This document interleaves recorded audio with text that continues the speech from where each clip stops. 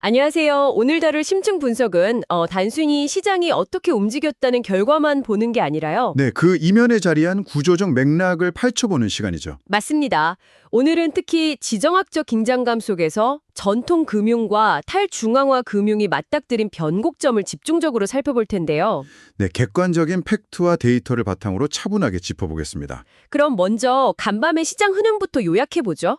밤사이 미국 3대 지수가 일제히 상승 마감했습니다. 분위기가 꽤 좋았죠. 네, 코인베이스나 로빈후드 같은 암호화폐 관련 주식들도 동반 상승을 했거든요.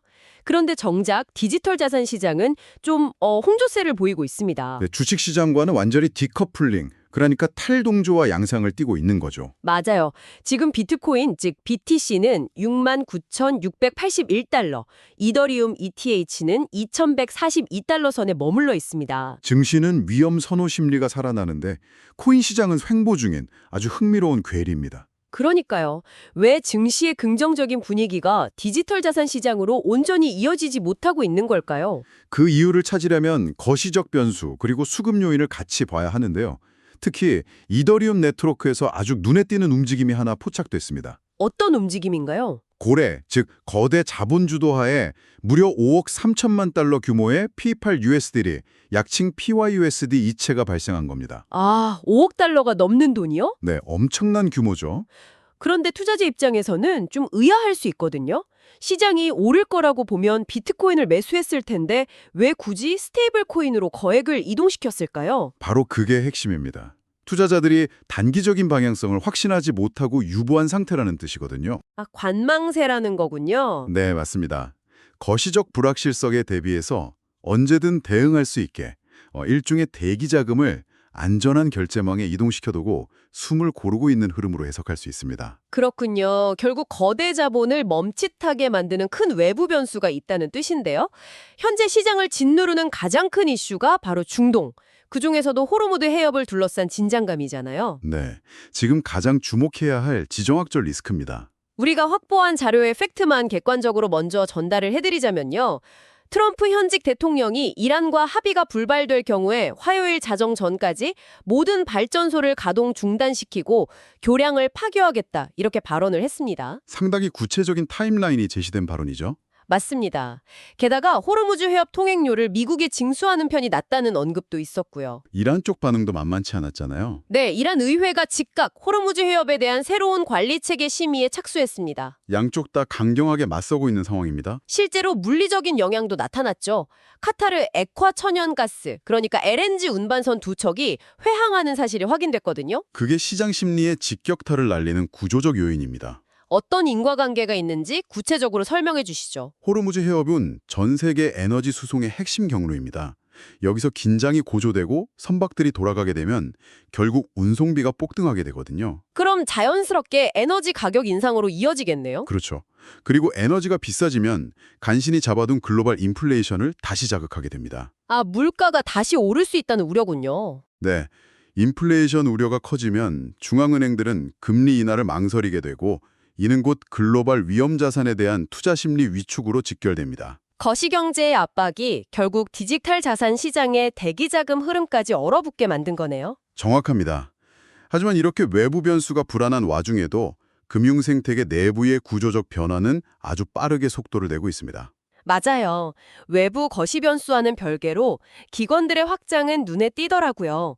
대표적으로 JP모건, 그리고 코인베이스의 행보를 들 수 있겠죠. 네, 아주 상징적인 두 기업입니다. 팩트를 먼저 짚어보면 JP모건의 제이미 다이먼 CEO가 블록체인 기반 경쟁자들의 부상을 공식적으로 인정했습니다. 과거의 회의적인 태도와는 확연히 달라진 모습이죠. 네, 그러면서 자체 플랫폼인 키넥시스의 외연을 확장하고 있고요.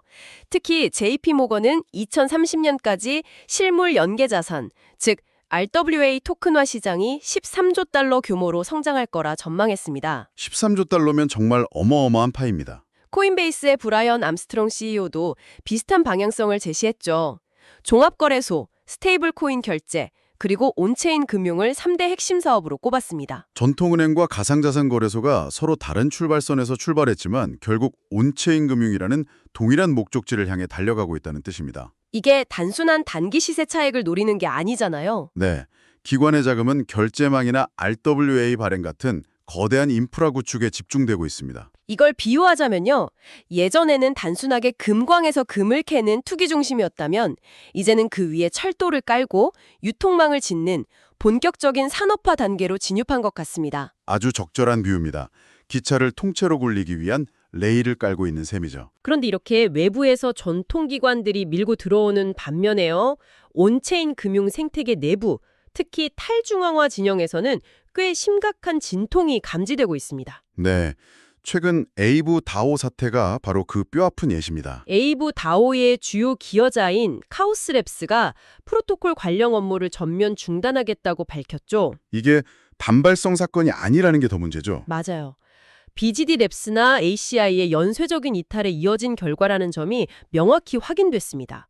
이게 어떤 구조적 의미를 가지는 걸까요? 핵심 서비스 제공자들이 이렇게 줄줄이 이탈한다는 건 탈중앙화 거버넌스가 현실에서 겪는 한계, 그리고 권한 분배의 갈등을 여실히 보여주는 겁니다. 리더가 없는 구조의 취약점이 드러난 거네요. 네, 기술적 혁신도 중요하지만 의사결정 구조가 안정적이지 않으면 장기적인 성장이 불가능하다는 점을 시장 참여자들에게 강하게 환기시켜주는 사건입니다. 정리해보면 밖에서는 인플레이션과 지정학적 위기가 압박하고 거대 기관들은 인프라를 장악하려는데 탈중앙화 진영은 내부 의사결정 문제로 흔들리는 아주 복잡한 상황이네요. 맞습니다. 아주 중요한 변곡점이죠. 그렇다면 지금까지 논의를 종합해 볼 때 시장 참여자들이 당장의 가격 움직임보다 더 주의 깊게 살펴봐야 할 핵심 관전 포인트 3가지를 정리해 주시죠. 네, 3가지로 명확히 짚어드리겠습니다. 첫 번째는 지정학적 타임라인과 에너지 시장의 변동성입니다. 아까 언급한 화요일 자정 일정을 말하는 거군요. 맞습니다. 트럼프 현직 대통령이 언급한 그 타임라인, 그리고 이란의 입법 동향이 실제 에너지 공급 차질로 이어지는지 여부를 주시해야 합니다. 숫자로 확인이 되어야겠네요. 네, 이에 따른 글로벌 자금의 안전자산 선호 현상, 그리고 포지션 조정 과정을 꼼꼼히 체크하셔야 합니다. 두 번째 관전 포인트는요? 두 번째는 온체인 자금 이동의 방향성입니다.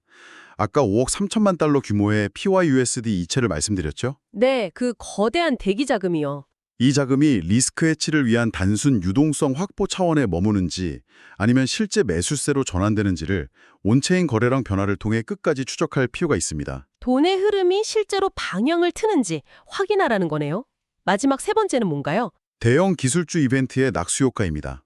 주식시장의 모멘텀이 넘어올 수 있는지 보는 거군요. 네, 오픈 AI가 이르면 4분기에 12조 2천억 달러 가치로 IPO, 즉 기업 공개를 추진한다는 소식이 있습니다. 엄청난 규모의 이벤트네요. 이 이슈가 AI 업계 전반의 투자 심리를 자극해서 디지털 자산 시장 내 기술 테마로 자금이 유입될 가능성을 점검해야 합니다. 규제 측면의 변수도 덧붙일 게 있을까요? 네, 루안다 중앙은행이 가상자산 사용 자제를 권고한 것처럼 각국의 규제 온도체가 거시적 변수로 어떻게 작용하는지도 참고하실 필요가 있습니다. 네, 지정학적 위기부터 온체인 데이터 그리고 기술주 이벤트까지 아주 입체적인 관전 포인트 3가지를 잘 짚어주셨습니다.